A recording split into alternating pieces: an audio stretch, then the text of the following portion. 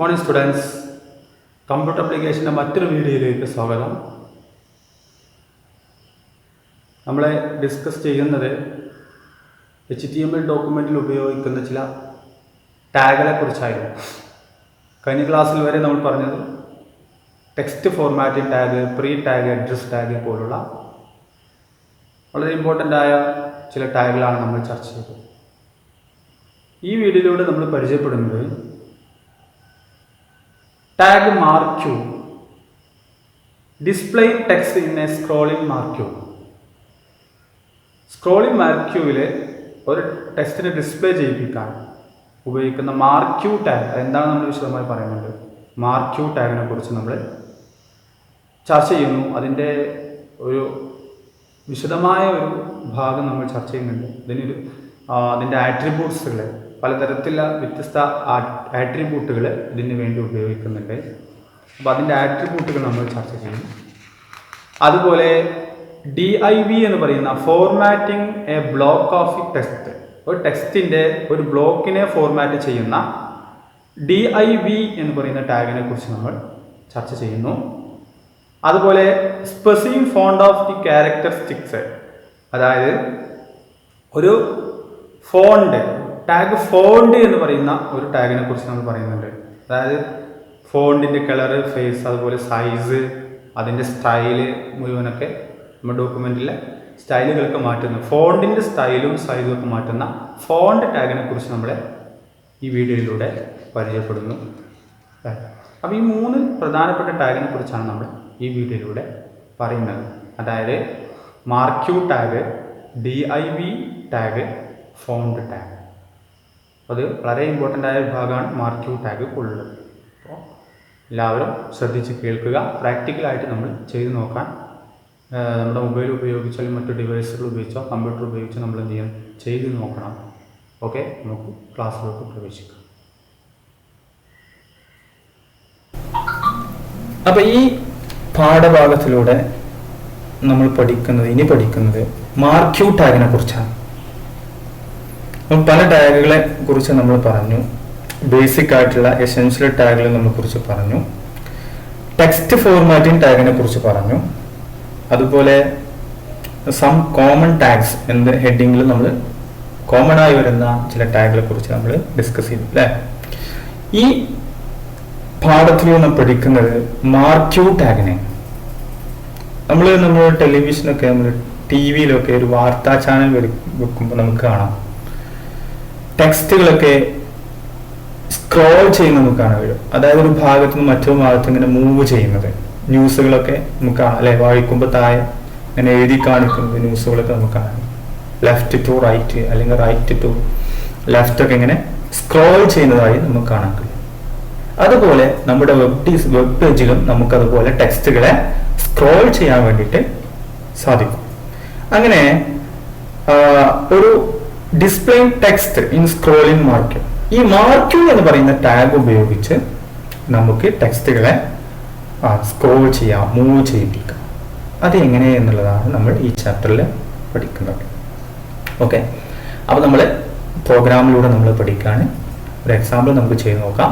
അപ്പോൾ നമ്മൾ ആപ്ലിക്കേഷനിൽ പോവുക. പ്രോഗ്രാമിൽ നമ്മൾ എടുക്കുന്ന പോലെ GD എന്ന് പറയുന്ന സോഫ്റ്റ്വെയർ നമ്മൾ ക്ലിക്ക് ചെയ്യുന്നു. ക്ലിക്ക് ചെയ്യുന്ന ഭാഗത്ത് നമ്മൾ എന്ത് ചെയ്യുക, പ്രോഗ്രാം ഡിസൈൻ ചെയ്യുക. HTML ലാംഗ്വേജ് നമ്മൾ ഉപയോഗിക്കുക. അപ്പോൾ ഉദാഹരണമായിട്ട് നാം ഇവിടെ ഒരു പ്രോഗ്രാം ഞാനിവിടെ പേസ്റ്റ് ചെയ്യാണ്. കണ്ടോ, എല്ലാവരും കണ്ടു. HTML ഹെഡ്, ടൈറ്റിൽ അല്ലേ, ബോഡി. ഇവിടെയാണ് നമ്മൾ മാർക്യൂ ടാഗ് ഉപയോഗിച്ചിട്ടുള്ളത്. മാർക്യൂ ടാഗ് ഉണ്ടല്ലോ അല്ലേ. അതിന് കുറേ ആട്രിബ്യൂട്ട്സുകളുണ്ട്, നമുക്ക് പരിചയപ്പെടാം. എന്താണെന്നുള്ളത് നമുക്ക് പരിചയപ്പെടാം. മാർക്യൂ അല്ലേ, അതിൻ്റെ പ്രധാനപ്പെട്ട ആട്രിബ്യൂട്ടുകൾ ഒന്ന് വിഡ്ത്ത്, മറ്റൊന്ന് ഹൈറ്റ്, മറ്റൊന്ന് ഡയറക്ഷൻ, ബിഹേവിയർ, സ്ക്രോൾ ഡിലേ, അതുപോലെ scroll amount, loop, VG colour, H space V space പോലുള്ള ആട്രിബ്യൂട്ടുകളാണ് ഈ മാർക്യൂ ടാഗിന് നമ്മൾ സാധാരണ ഉപയോഗിക്കുന്നത്. നമുക്ക് ഓരോന്നും പരിചയപ്പെടാം. വളരെ ഇമ്പോർട്ടൻ്റ് ആയ ചില ഭാഗങ്ങൾ നമ്മളിതിൽ കൊടുത്തിട്ടുണ്ട്. അതൊന്നും ഓരോന്നും നമുക്ക് പരിചയപ്പെടാം. അപ്പോൾ ഇതിന് ഇതിന്റെ റിസൾട്ട് എന്താ നമുക്ക് ആദ്യം നോക്കാം. അതിനെന്ത് ചെയ്യാം, നമ്മൾ ഫയലിൽ സേവ് പോവുക. എന്നിട്ട് നമ്മൾ എന്ത് ചെയ്യണം, സാധാരണ നമ്മൾ ചെയ്യുന്നത് പോലെ ഫയൽ സേവ് ആയിട്ടുണ്ട്, അതുകൊണ്ട് ഞാൻ സേവ് ആസ് കൊടുക്കുകയാണ്. സേവ് ആസിൽ നമ്മളൊരു ഫയൽ നെയിം കൊടുക്കുക. ഉദാഹരണം നമ്മൾ മാർക്യൂ എന്ന് കൊടുത്തു, മാർക്യൂ. പിന്നെ HTML ആകുമ്പോൾ നമുക്കറിയാം HTML ഫയലുകളൊക്കെ നമ്മൾ സേവ് ചെയ്യേണ്ടത് HTML അല്ലെങ്കിൽ HTM എന്ന് പറയുന്ന എക്സ്റ്റൻഷനോട് കൂടെയാണ് അല്ലേ, നമ്മൾ പഠിച്ചിട്ടുണ്ട്.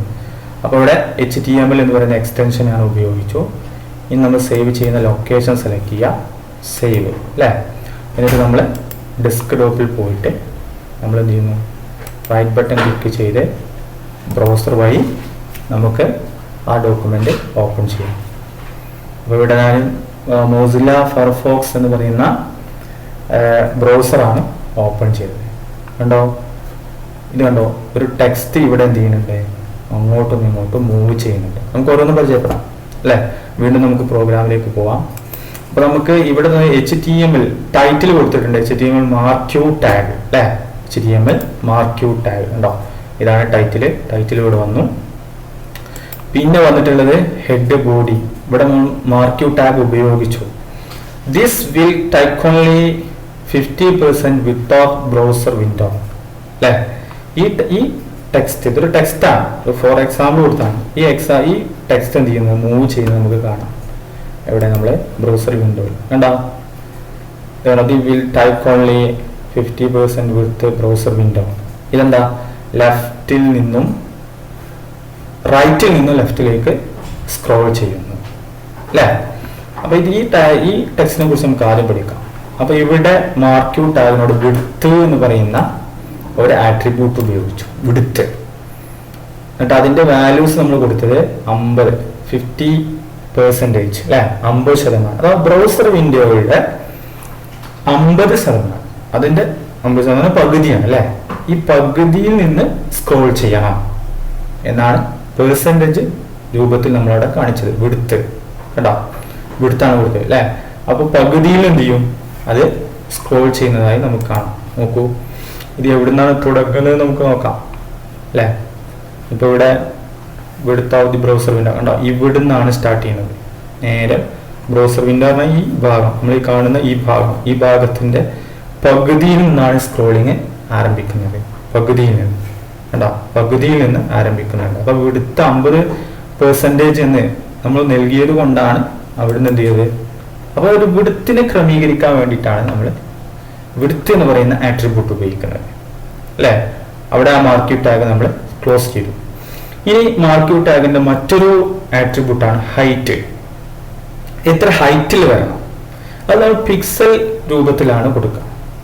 പിക്സൽ ഇവിടെ 100 എന്നാണ് കൊടുത്തുള്ളത്, ഹൈറ്റ് 100. അതായത് ബ്രൗസർ വിൻഡോയുടെ എത്ര ഹൈറ്റ്, ഇത് പിക്സലാണ്. അപ്പൊ നമുക്ക് ഇത് മനസ്സിലാക്കാം, പെർസെൻറ്റേജ് രൂപത്തിലും കൊടുക്കാം, പിക്സൽ രൂപത്തിലും കൊടുക്കാം. അപ്പൊ ഇവിടെ 100 എന്നുള്ള ഇവിടെ പിക്സലിലാണ് കൊടുത്തിട്ടുള്ളത് കണ്ടോ, ഇതിന്റെ ഹൈറ്റ്. അപ്പൊ ഇവിടെ 200 നമ്മൾ ചേഞ്ച് ചെയ്ത് നോക്കിയാൽ എന്താ സംഭവിക്കാം, 200 നമ്മൾ കൊടുക്കുന്നു, സേവ്. അതുപോലെ കണ്ടോ, ഇതിന്റെ ഈ ടെക്സ്റ്റാണ് അല്ലെ, ഈ ടെക്സ്റ്റാണ്. മറ്റു ടെക്സ്റ്റുകളോട് അവസാനിച്ചു, മാർക്ക് ക്ലോസ് ടാഗ് അല്ലെ. ദിസ് വിൽ ടേക്ക് ഓൺലി അല്ലെ 50 width of the browser window. ഇവിടെ നമ്മൾ ക്ലോസ് ചെയ്തു. ഇനി നമുക്കുള്ള ടെക്സ്റ്റ് എന്താ, സ്ക്രോളിംഗ് അപ്പ് എന്നുള്ളതാണ് കണ്ടോ. അപ്പൊ അതിന്റെ ഹൈറ്റ് 200 എന്ന് കൊടുത്തപ്പോൾ എന്താ സംഭവിച്ചത് കണ്ടോ, ഇതിന്റെ ഹൈറ്റ് പിക്സലില് 100 എന്തായി 200 ആയിട്ട് ഇൻക്രീസ് ചെയ്തു. ഈ നോക്കൂ, മറ്റൊരു ആട്രിബ്യൂട്ടാണ് സ്പേസ്, ഹൊറിസോണ്ടൽ സ്പേസ് എന്ന് പറയും. അവിടെ നമുക്ക് ഇതിന്റെ റിസൾട്ട് നോക്കൂ. ഹൊറിസോണ്ടൽ സ്പേസ് പറഞ്ഞാൽ ഇവിടുന്ന് എത്ര വേണം, ഹൊറിസോണ്ടലിന് ഈ ഭാഗമാണ് അല്ലെ, ലെഫ്റ്റ് നിന്ന് റൈറ്റിക്കുള്ള ഭാഗം. അപ്പൊ ഇവിടുന്ന് എത്ര വിഡ്ത്ത് വേണം എന്ന്, സ്പേസ് വേണം എന്ന് തീരുമാനിക്കാനാണ് നമ്മൾ സ്പേസ് ഉപയോഗിക്കുന്നത്. അപ്പൊ ഇവിടെ നമുക്ക് 200 എന്ന് നമ്മൾ ചേഞ്ച് ചെയ്താൽ ഇതിലെന്തെല്ലാം മാറ്റങ്ങൾ വരുന്നെന്ന് നമുക്ക് ചെക്ക് ചെയ്യാം. അപ്പൊ നമ്മൾ സേവ് പോകുന്നു, നമ്മൾ റിസൾട്ട് എടുക്കുന്നു. പിന്നെ ഉണ്ടാവും അതിലെന്ത് ചെയ്തു, ഇവിടെ സ്പേസ് കൂടി. ഇവിടെ 100 എന്നുള്ളത് എന്തായി 200 കണ്ടോ. ഹൊറിസോണ്ടൽ സ്പേസ് കൂടി. രണ്ട് ഭാഗം എങ്ങനെ ആയിരിക്കും? റൈറ്റിൽ നിന്നും സ്പേസ് 200 ആയി. മാർജിൻസ് ഒക്കെ നമ്മൾ ഇറക്കുമല്ലോ അല്ലെ. ലെഫ്റ്റിൽ നിന്ന് 200 പിക്സൽ അളവില്, അതുപോലെ റൈറ്റിൽ നിന്നും 200 പിക്സൽ അളവില് എന്ത് ചെയ്തു? അതിന്റെ ഹൊറിസോണ്ടൽ സ്പേസ് നമ്മൾ സെറ്റ് ചെയ്തു. അങ്ങനെ ഹൊറിസോണ്ടൽ ആയ സ്പേസിനെ ക്രമീകരിക്കാനാണ് നമ്മൾ എച്ച് സ്പേസ് ഉപയോഗിക്കുന്നത്. ഇനി BG കളർ, ബാക്ക്ഗ്രൗണ്ട്, നമ്മൾ സ്ക്രോളിംഗിലുള്ള ടെക്സ്റ്റിന്റെ ബാക്ക്ഗ്രൗണ്ട് ചേഞ്ച് ചെയ്യാനാണ് നമ്മൾ BG കളർ എന്ന് പറയുന്ന ആട്രിബ്യൂട്ട്. ഇവിടെ നമ്മൾ ഹെക്സാഡെസിമൽ നമ്പറാണ് ഉപയോഗിച്ചത് അല്ലെ. നമുക്ക് ഇവിടെ ഒരു കളർ കൊടുക്കാം. എന്ത് കൊടുക്കാം? യെല്ലോ എന്ന് ടൈപ്പ് ചെയ്യാം. യെല്ലോ എന്ന് നമ്മൾ കൊടുത്തു. ഹെക്സാഡെസിമൽ ആണ് ഇതിൽ വന്നിട്ടുള്ളത്. നമ്മൾ യെല്ലോ എന്ന് പറയുന്ന നിറം നമുക്ക് സെറ്റ് ചെയ്ത് നോക്കാം. കേട്ടോ, ഇതിന്റെ ബാക്ക്ഗ്രൗണ്ട് എന്തായി? യെല്ലോ നിറത്തിൽ നമുക്ക് കാണാൻ കഴിയും. ഇനി നോക്കുക, അതിനാണ് നമ്മൾ BG കളർ എന്ന് പറയുന്ന ആട്രിബ്യൂട്ട് ഉപയോഗിക്കുന്നത്. ഇനി next BG colour direction. Direction എന്ന് പറയുന്നത് ഏത് ഭാഗത്തു നിന്നാണ് വരേണ്ടത്? ലെഫ്റ്റ് ടു റൈറ്റ് എന്നാണോ, എവിടുന്ന് തുടങ്ങേണ്ടതെന്നാണോ? ഇപ്പൊ റൈറ്റിൽ നിന്നാണെങ്കിൽ എവിടേക്ക് ആയിരിക്കും സ്ക്രോളിങ്? ലെഫ്റ്റിലായിരിക്കും. ഇനി ലെഫ്റ്റ് എന്ന് കൊടുക്കുകയാണെങ്കിൽ റൈറ്റിലായിരിക്കും. അപ്പ് എന്ന് കൊടുക്കുകയാണെങ്കിൽ ഡൗണിലേക്കായിരിക്കും എന്ത് ചെയ്യുന്നത്? സ്ക്രോളിങ് നടക്കുന്നത് അല്ലെ. അപ്പോ എവിടേക്കാണ് സ്ക്രോളിങ് നടക്കേണ്ടത് എന്ന് തീരുമാനിക്കാനാണ് ഡയറക്ഷൻ ഉപയോഗിക്കുന്നത്. ഇവിടെ എന്താ അപ്പ് എന്നാണ് കൊടുത്തിട്ടുള്ളത്. അപ്പൊ ഇവിടെ എന്ത് ചെയ്യും? മുകളിലോട്ടാണ് ഇതിന്റെ ഡയറക്ഷൻ വരുന്നത്. എന്താ? മൂവിങ് മുകളിലോട്ടാണ്. ഇവിടെ മുകളിലോട്ട് സ്ക്രോൾ ചെയ്യുന്നതായിട്ട് നമുക്ക് കാണാൻ കഴിയും. അങ്ങനെ ഡയറക്ഷൻ തീരുമാനിക്കാനാണ് ഡയറക്ഷൻ എന്ന് പറയുന്ന ആട്രിബ്യൂട്ട് ഉപയോഗിക്കുന്നത്. ഓക്കെ, അപ്പൊ സ്ക്രോളിംഗ് അപ്പ് മാർക്കും. ഇനി ഹൈറ്റ്, അതുപോലെ വി സ്പേസ്. മറ്റൊന്നാണ് ഹൈറ്റ്. നമ്മൾ നേരത്തെ പറഞ്ഞിരുന്നു ഹൈറ്റ് എന്ന് പറയുന്നത് അല്ലെ. ഹൈറ്റിനെ തീരുമാനിക്കാനാണ്. വി സ്പേസ് മറ്റൊരു ആട്രിബ്യൂട്ടാണ് വി സ്പേസ്. നമ്മൾ H സ്പേസ് പറഞ്ഞു ഹൊറിസോണ്ടലാണ് സ്പേസ് ആണ്. ഇനി വി സ്പേസ് ആണ് വെർട്ടിക്കൽ ആയിട്ട് സ്പേസിനെ സെറ്റ് ചെയ്യാനാണ്. അത് മുകളിൽ നിന്ന് താഴോട്ട്, അപ്പ് ഡൗൺ. മുകളിൽ നിന്ന് എത്ര സ്പേസ് വേണം, അതുപോലെ താഴെ നിന്ന് എത്ര സ്പേസ് വേണം, ഇത് തീരുമാനിക്കാനാണ് വി സ്പേസ് നമ്മൾ ഉപയോഗിക്കുന്നത്. ഓക്കെ, അതിൻ്റെ ഒരു സ്ക്രോളിംഗ് ആണ്, അതിന്റെ റിസൾട്ട് ആണ് ഇവിടെ കാണിക്കുന്നത്. അതിന്റെ ടെക്സ്റ്റ് എന്താ കൊടുത്തിട്ടുള്ളത്? This will scroll from left to right. ഇവിടെ ഡയറക്ഷൻ റൈറ്റ് എന്നാ കൊടുക്കുന്നത്. അപ്പൊ റൈറ്റേക്ക് എന്ത് ചെയ്യും? സ്ക്രോളിംഗ് നടക്കും. നോക്കാം, ഇവിടെ ഉണ്ടോ? ലെഫ്റ്റിന്ന് റൈറ്റിക്ക് പോകുന്നു അല്ലെ. എവിടുന്ന്? ലെഫ്റ്റിന്ന് റൈറ്റിക്ക്. നമ്മൾ എന്താണ് ഡയറക്ഷൻ കൊടുത്തത്? എന്താണ്? റൈറ്റ് നമ്മൾ കൊടുത്തത് അല്ലെ. റൈറ്റിന്ന് കൊടുക്കുമ്പോൾ റൈറ്റിലേക്ക് പോകണം. അപ്പൊ എവിടുന്നാ പോകേണ്ടി വരിക? ലെഫ്റ്റിന്ന് അല്ലെ. അപ്പൊ ലെഫ്റ്റ് ടു റൈറ്റിലേക്ക് സ്ക്രോളിംഗ് ചെയ്യുന്നത് നമുക്ക് കാണാം. ഇതിന്റെ സ്പേസ് ആണ് വെർട്ടിക്കൽ ആയിട്ട് എത്ര സ്പേസ് വേണം തീരുമാനിക്കാനാണ് വി സ്പേസ് ഉപയോഗിക്കുന്നത്. ഓക്കെ, അപ്പൊ നമ്മൾ ഹൈറ്റ് പറഞ്ഞു, വിഡ്ത്ത് പറഞ്ഞു, ഡയറക്ഷൻ നമ്മൾ പറഞ്ഞു, അതുപോലെ H space, V space, BG colour. ഈ പ്രധാനപ്പെട്ട മറ്റു രണ്ട് പ്രധാനപ്പെട്ട ആട്രിബ്യൂട്ടുകളാണ്. ഒന്ന് ബിഹേവിയർ എന്ന് പറയുന്നത്. നമുക്കറിയാം, ചില വെബ് പേജുകളൊക്കെ ചില ലിങ്കുകളൊക്കെ സ്ക്രോൾ ചെയ്യുന്ന നമുക്ക് കാണാം. ഒന്ന് ആൾട്ടർനേറ്റ് ആയിട്ടോ അല്ലെങ്കിൽ സ്ലൈഡ് ആയിട്ടോ അല്ലെങ്കിൽ സ്ക്രോൾ ആയിട്ടോ നമുക്ക് കാണാൻ കഴിയും. അതായത് ഇപ്പോൾ ചിലത് ന്യൂസുകളിലൊക്കെ ആണെങ്കിൽ നമുക്ക് കാണാം സ്ക്രോളിംഗ് ആണ് വരിക, ലെഫ്റ്റിൽ നിന്ന് റൈറ്റിക്കോ നമ്മൾ ഈ കാണുന്ന പോലെ. ഇപ്പൊ നമ്മളിവിടെ ഉപയോഗിച്ചിട്ടുള്ളത് ബിഹേവിയർ സ്ക്രോളാണ്, ഡീഫോൾട്ട് ആയിട്ട് സ്ക്രോളാണ് വരിക. ഓക്കെ, ചിലപ്പോൾ നമുക്ക് ഇപ്പൊ ന്യൂ എന്നൊക്കെ ഉള്ള പുതിയൊരു മെസ്സേജ് ഒക്കെ ആണെങ്കിൽ ബ്ലിങ്ക് ചെയ്യുന്ന കാണാം. ഇങ്ങനെ മിന്നി മറിയുന്നത് പോലെയുള്ള ബ്ലിങ്കിങ് അല്ലെ. അതിനു വേണ്ടിയിട്ട് നമ്മൾ അൾട്ടർനേറ്റ് എന്ന് പറയുന്ന ആട്രിബ്യൂട്ടാണ് ഉപയോഗിക്കുക, അതിന്റെ വാല്യൂസ് ആണ് ഉപയോഗിക്കുന്നത്. അതുപോലെ സ്ലൈഡ് രൂപത്തിൽ നമുക്ക് കാണാൻ കഴിയും. അപ്പൊ ഏത് രൂപത്തിലാണ് അതിന്റെ ബിഹേവിയർ വരേണ്ടത് എന്നതിനെ തീരുമാനിക്കാനാണ് ബിഹേവിയർ എന്ന് പറയുന്ന ആട്രിബ്യൂട്ട് ഉപയോഗിക്കുക, മാർക്യൂ ടാഗിനോട് കൂടെ ഉപയോഗിക്കുന്നത്. അത് ഏറ്റവും കൂടുതൽ നമ്മൾ ഉപയോഗിക്കുന്നത് സ്ക്രോൾ ആണ്, ഡീഫോൾട്ട് ആയിട്ട് സ്ക്രോൾ ആണ് വരുന്നത്. ഓക്കെ, മറ്റേ സ്ക്രോൾ ഡിലേ എന്ന് പറയുന്നത്, അതായത് specified time delay between each jump. അതായത് സ്ക്രോൾ നടക്കുമ്പോൾ ഒരു ജമ്പ്, അതായത് സ്ക്രോളിങ്ങിന്റെ ടൈം, അത് ഒരു പ്രാവശ്യം നമ്മുടെ വിൻഡോയിലൂടെ ആ ടെക്സ്റ്റ് കടന്നു പോവാൻ എത്ര സമയം വേണം, സ്പീഡ്, അതിന്റെ സ്പീഡ് സെറ്റ് ചെയ്യാൻ വേണ്ടിയിട്ടാണ് നമ്മൾ സ്ക്രോൾ ഡിലേ എന്ന് പറയുന്ന ആട്രിബ്യൂട്ട് ഉപയോഗിക്കുന്നത്. Scroll delay. മറ്റൊന്നാണ് സ്ക്രോൾ എമൗണ്ട് എന്ന് പറയുന്നത്. Specify the speed of the marquee text. അപ്പോൾ നമ്മൾ ചെറിയ മാറ്റമുള്ളൂ. ഒന്ന് ജമ്പിന്റെ സ്പീഡാണ് ഉപയോഗിക്കുന്നത്. ജമ്പ് എന്ന് പറഞ്ഞാൽ ഒന്ന് കഴിഞ്ഞ് അടുത്തത്. ഇത് സ്ക്രോൾ എമൗണ്ട് എന്ന് പറയുന്നത് ടെക്സ്റ്റിന്റെ സ്പീഡ്, ചെറിയ മാറ്റമുള്ളൂ. അതായത് ഒന്ന് കഴിഞ്ഞ് മറ്റത് വരാനുള്ള സമയം, ഒന്ന് കഴിഞ്ഞ് മറ്റേ വരാനുള്ള സമയം. അപ്പൊ നമുക്ക് പറയാം വെൽക്കം ടു C++ അല്ലെങ്കിൽ HTML എന്ന് പറയുന്ന ടെക്സ്റ്റ് ആണ് സ്ക്രോൾ ചെയ്യുന്നത് എങ്കിൽ അതിങ്ങനെ മൂവ് ചെയ്ത് അതിന്റെ ലാസ്റ്റ്, അതിന്റെ എൻഡ് അല്ലെങ്കിൽ ഫസ്റ്റിലെ ടെക്സ്റ്റ് ലാസ്റ്റിലെ ടെക്സ്റ്റും കഴിഞ്ഞ് അടുത്തത് വരാനുള്ള അതിന്റെ സ്പീഡ് കണക്കാണ് സ്ക്രോൾ ഡിലേ ഉപയോഗിക്കുന്നത്.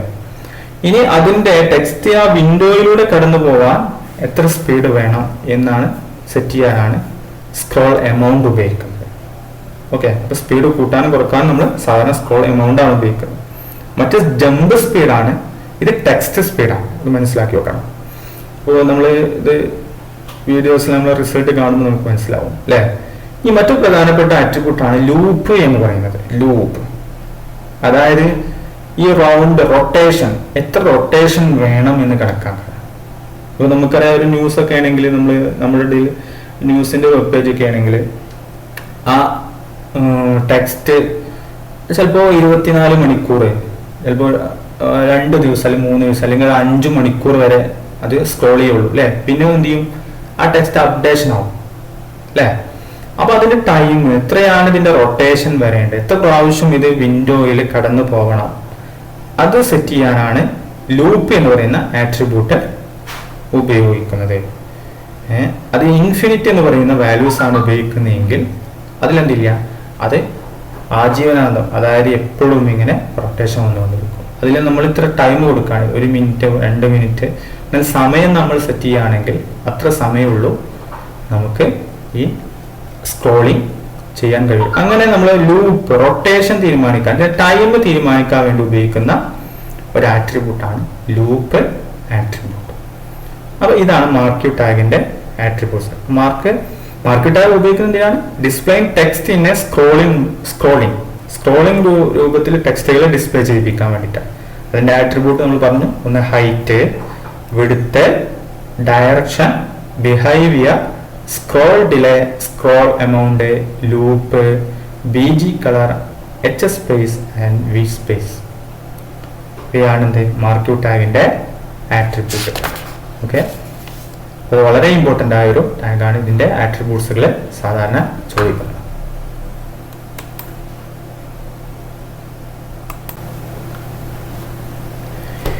ഇനി നമ്മൾ പഠിക്കുന്നത് DIV ടാഗിനെ കുറിച്ചാണ്. എന്താ DIV tag? Formatting A block of text. ഒരു ടെക്സ്റ്റിന്റെ ഒരു ഭാഗം അതിനെ ഫോർമാറ്റ് ചെയ്യാനാണ്. നമ്മൾ പറഞ്ഞു ഒരു ടെക്സ്റ്റിനെ നമുക്ക് ഫോർമാറ്റ് ചെയ്യാം, അതിന്റെ കളർ മാറ്റാം, അതിന്റെ ഫോണ്ടുകൾ നമുക്ക് ക്രമീകരിക്കാം, അതിന്റെ സൈസുകൾ ക്രമീകരിക്കാം അല്ലെ, അതിന്റെ ബാക്ക്ഗ്രൗണ്ടുകൾ, ഇതൊക്കെ നമുക്ക് ക്രമീകരിക്കാൻ കഴിയും ഒരു ടെക്സ്റ്റിന്റെ. ഇനി നമുക്ക് എന്ത് വേണം, ഒരു പാരഗ്രാഫ്, ഒരു ബ്ലോക്ക് ഓഫ് ദി ടെക്സ്റ്റ്, ഒരു ടെക്സ്റ്റിന്റെ ഒരു ഭാഗം, ഇത് നമുക്ക് ഫോർമാറ്റ് ചെയ്യണം. ഫോർമാറ്റ് എന്ന് പറഞ്ഞാൽ എന്തായിരിക്കും, അതിന്റെ അലൈൻമെന്റ്, ഒന്ന് പ്രധാനപ്പെട്ട അലൈൻമെന്റ് അല്ലെ, അലൈൻമെന്റ് ക്രമീകരിക്കാന്, അതുപോലെ അതിന്റെ സ്റ്റൈൽ എന്ന് പറഞ്ഞാൽ അതിന്റെ കളറ്, ഫോണ്ട് സൈസ് പോലുള്ളത് അല്ലെ. അപ്പൊ ഇങ്ങനെ ഒരു ബ്ലോക്ക് ഓഫ് ദി ടെക്സ്റ്റിനെ ഫോർമാറ്റ് ചെയ്യാൻ വേണ്ടി ഉപയോഗിക്കുന്ന ഒരു പ്രധാനപ്പെട്ട ടാഗാണ് DIV ടാഗ് എന്ന് പറയുന്നത്. DIV tag, formatting A block of the text. ആ ടാഗിനെ കുറിച്ചാണ് നമ്മൾ പറയുന്നത്. അപ്പൊ നമുക്കൊരു എക്സാമ്പിൾ ചെയ്ത് നോക്കാം. ടെക്സ്റ്റ് ബുക്കിൽ ഒരു എക്സാമ്പിൾ തന്നെയാണ്. ഇവിടെ ഞാൻ പേസ്റ്റ് ചെയ്യുന്നു. അപ്പോൾ ഇവിടെ HTML head, title, head, body, BG കളറൊക്കെ നമുക്ക് കൊടുത്തിട്ടുണ്ട്. അതുപോലെ H2 അലൈൻ അല്ലേ, ഇവിടെ ഹെഡിങ് നമ്മൾ കൊടുത്തിട്ടുണ്ട്. സക്സസ് സ്റ്റോറി എന്ന് പറയുന്ന ഒരു പാരഗ്രാഫിന്റെ ഒരു ഹെഡിങ്ങിന്റെ ഒരു തലക്കെട്ടാണ് നമ്മൾ കൊടുത്തിട്ടുള്ളത് അല്ലെ. ഇവിടെ ഉണ്ടോ, ഇതിന്റെ താഴെ DIV ടാഗ് നമ്മൾ ഉപയോഗിച്ചു അല്ലെ. അതായത് വൺ ഡേ പാർഷ്യലി D4 എന്ന് പറയുന്ന ഒരു പാരഗ്രാഫാണ്.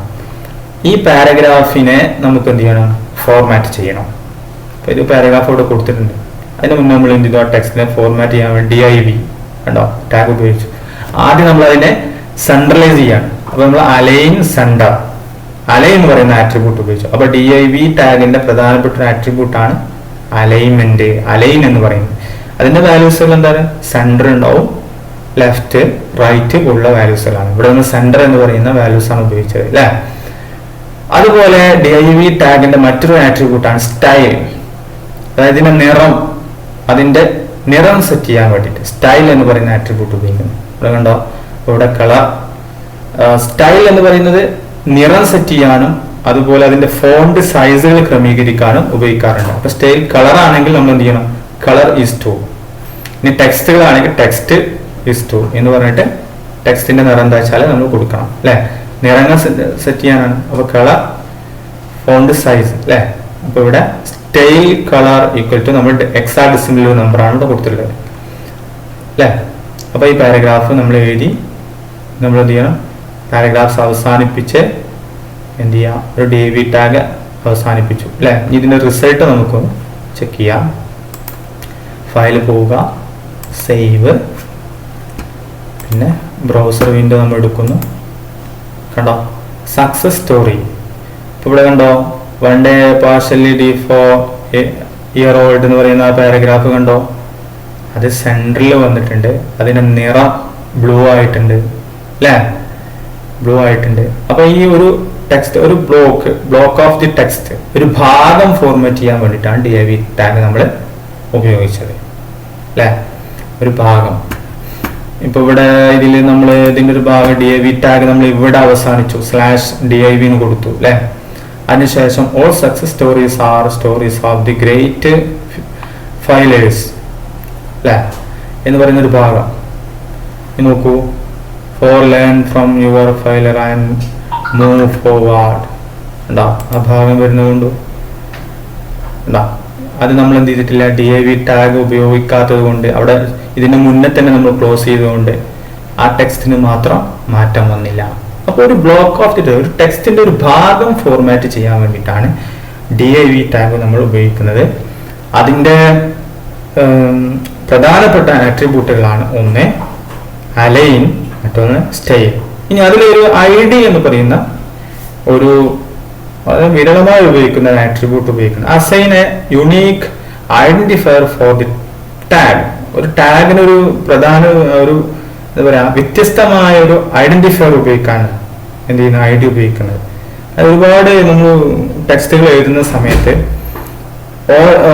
ഒരു ബ്ലോക്ക് ഓഫ് ദി ടെക്സ്റ്റ് അതിനെന്താണ് ഒരു വ്യത്യസ്തമായ ഐഡികൾ നമ്മൾ ഒരു പ്രധാന കോഡുകൾ നമ്മൾ കൊടുക്കാം വേണമെങ്കിൽ ഒരേ ഇത് കിട്ടാൻ വേണ്ടിയിട്ട്, ഒരേ സൈസും അതേ ഫോണ്ട് നിറങ്ങളൊക്കെ കിട്ടാൻ വേണ്ടി. ഒരുപാട് ഉണ്ടാകുമ്പോഴേ അതിന്റെ ഉപയോഗമുള്ളൂ അല്ലേ.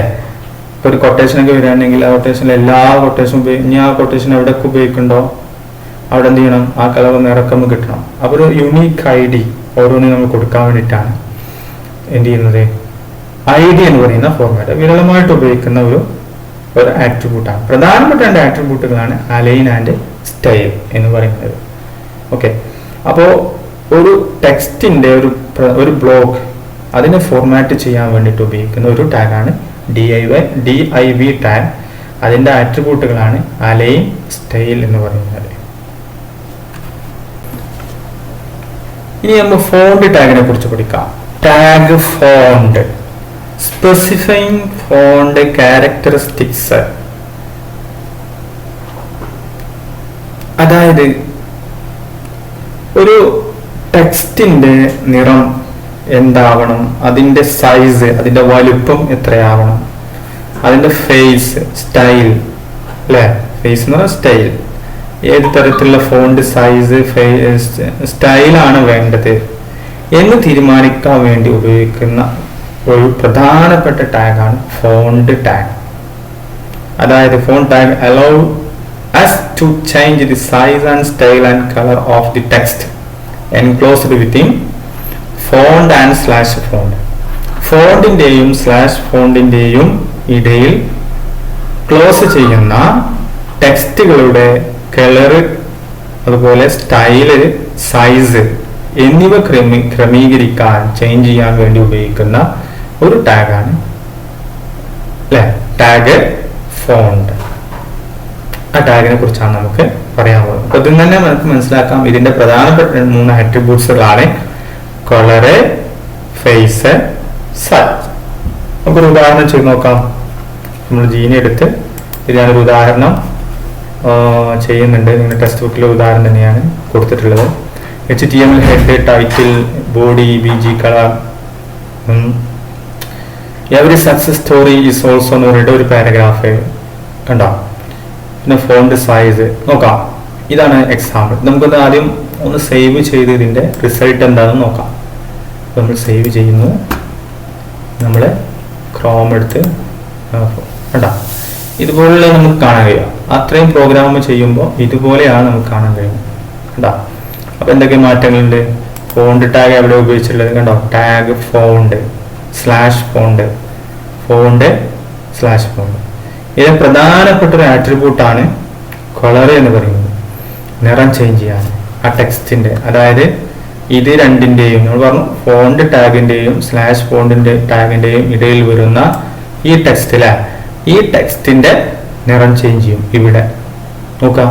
ഇപ്പൊ ഇവിടെ കൊടുത്തുള്ള സൈസ് 6 ആണ്. ഫേസ് അല്ലെ, കൊറിയർ ന്യൂ എന്ന് പറയുന്നതാണ്. ഇതിന് ഓരോ സ്റ്റൈലിന് ഓരോ പേരുകളുണ്ട്. അതുപോലെ ഒരു കളറും കൊടുത്തിട്ടുണ്ട്. അപ്പൊ ആദ്യം നമുക്ക് കളർ എന്ന് പറയുന്ന ആട്രിബ്യൂട്ടിന്റെ ഒരു കളർ നമുക്ക് ചേഞ്ച് ചെയ്യുക. ഇവിടെ കൊടുത്തുള്ളത് ഒരു റെഡ് കളർ ആയിരുന്നു. ഇത് നമുക്ക് ഗ്രീൻ എന്നാക്കി നോക്കാം. അപ്പൊ അത് നമ്മൾ ഗ്രീൻ എന്ന് നമ്മൾ ടൈപ്പ് ചെയ്യാം. ഹെക്സാഡെസിമൽ നമുക്ക് കൊടുക്കാവുന്നതാണ് അല്ലെ, ഡബിൾ ഇൻവേർട്ട് കോമിൽ കൊടുക്കണം. അപ്പോൾ കളർ ഗ്രീൻ നമ്മൾ സേവ് ചെയ്യാം. സേവ് ചെയ്ത് റീലോഡ് ചെയ്താൽ കണ്ടോ ഈ ടെക്സ്റ്റിന്റെ നിറം എന്തായി? ഗ്രീനായി മാറി അല്ലേ. ഇനി റെഡ് എന്ന് കൊടുത്താൽ റെഡ് ആവും, യെല്ലോ കൊടുത്താൽ യെല്ലോ ആവും അല്ലേ. അപ്പോൾ ഇതിന്റെ ഈ ടെക്സ്റ്റുകളുടെ നിറം ചേഞ്ച് ചെയ്യാനാണ് ഫോണ്ട് ടാഗിനോട് കൂടെ കളർ എന്ന് പറയുന്ന ആട്രിബ്യൂട്ട് ഉപയോഗിക്കുന്നത്. ഈ മറ്റൊരു ആട്രിബ്യൂട്ട് എന്താ? ഫോണ്ട് സൈസ് എന്ന് പറയുന്നത്. ഇതിന്റെ സൈസ് നമുക്ക് ഇവിടെ 6 എന്ന് കൊടുത്തു.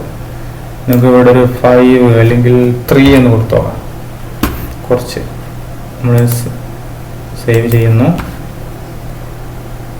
പോയിട്ട് റീലോഡ് കണ്ട ഇതിന്റെ ടെക്സ്റ്റിന്റെ സൈസ് മാറി, വലുപ്പം കുറഞ്ഞു അല്ലേ, വലുപ്പം കുറഞ്ഞു. ഇനി 7 എന്ന് കൊടുത്തു നോക്കാം. നമുക്ക് 7 അല്ലെങ്കിൽ 10 എന്ന് കൊടുത്തു നോക്കാം. 10 എന്ന് കൊടുക്കാം. ഫയലിൽ സേവ് അടിക്കുന്നു. എന്നിട്ട് റീലോഡ് കണ്ടോ. അതിന് നമുക്ക് എന്ത് ചെയ്യാം? സൈസ് എത്ര വേണമെങ്കിൽ നമുക്ക് കൂട്ടാവുന്നതാണ്. ഓക്കെ, ഡീഫോൾട്ട് ആയിട്ട് വരുന്നത് 7 ആണ്. ഇതിൽ 3 and 7, 3 മുതൽ 7 വരെ എന്നുള്ള ഏതെങ്കിലും ഒരു വാല്യൂസ് ആയിരിക്കും.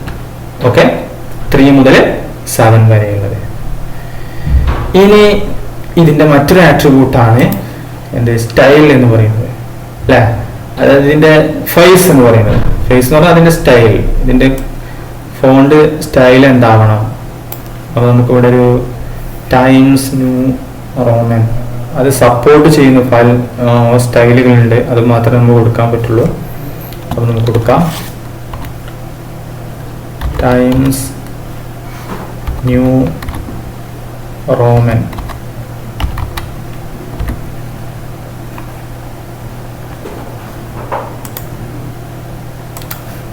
സേവ്.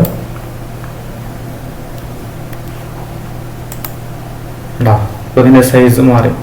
ടൈംസ് ന്യൂ റോമൻ എന്ന് പറയുന്ന അതിന്റെ ആ സ്റ്റൈലിലേക്ക് ഇതിനെ മാറി അല്ലേ. അപ്പോൾ ഇതിന്റെ സ്റ്റൈലുകളെ ക്രമീകരിക്കാനാണ് നമ്മൾ. അപ്പോൾ സ്റ്റൈൽ നമ്മൾ ഏതൊക്കെയാണെന്നുള്ളത് പഠിച്ചു വെക്കണം. പലതരത്തിലുള്ള സ്റ്റൈലുകളുണ്ട്. നമ്മൾ സാധാരണ ഉപയോഗിക്കുന്നത് എന്താണ്? ടൈംസ് ന്യൂ റോമൻ, അതുപോലെ കാൽബിക്ക്, അതുപോലെ ബോൾഡിക്സ്, അതുപോലെ പലതരത്തിലുള്ള സ്റ്റൈലുകൾ നമ്മൾ ഉപയോഗിക്കാറുണ്ട്. അപ്പോൾ സ്റ്റൈലിന്റെ പേര് നമ്മൾ എന്ത് ചെയ്യണം? പഠിച്ചു വെക്കണം. ആവശ്യമായ പേര് നമ്മൾ ഇവിടെ കൊടുക്കുക. ഫേസിന് ശേഷം ഡബിൾ ഇൻവേർട്ട് കോമയിൽ ഏത് സ്റ്റൈലാണ് വരേണ്ടത് ആ സ്റ്റൈൽ നമ്മൾ ഇവിടെ ടൈപ്പ് ചെയ്യുക. അപ്പോൾ അതിന്റെ സ്റ്റൈല് ക്രമീകരിക്കാനാണ് ഫേസ് എന്ന് പറയുന്ന ആട്രിബ്യൂട്ട് ഉപയോഗിക്കുന്നത്. ആ ഫോണ്ട് ടാഗിന്റെ പ്രധാനപ്പെട്ട 3 ആട്രിബ്യൂട്ടുകൾ: 1 കളറ്, 2 ഫേസ്, 3 സൈസ്. ഓക്കെ, അപ്പോൾ ഇതാണ് ഫോണ്ട് ടാഗ്. ഫോണ്ട് ടാഗ് ഉപയോഗിക്കുന്നത് എന്താണ്? ഒരു ഫോണ്ട് ടാഗ് ഫോണ്ടിൻ്റെയും സ്ലാഷ് ഫോണ്ടിൻ്റെയും ഉള്ളിൽ വരുന്ന ടെക്സ്റ്റുകളുടെ സൈസ്, വലുപ്പം, ഫേസ് അതായത് സ്റ്റൈല്, കളർ, നിറം എന്നിവ സെറ്റ് ചെയ്യാൻ വേണ്ടിയിട്ടാണ് ഫോണ്ട് ടാഗ് ഉപയോഗിക്കുന്നത്. വെരി ഇമ്പോർട്ടൻ്റ് ആയ ഒരു ടാഗ്.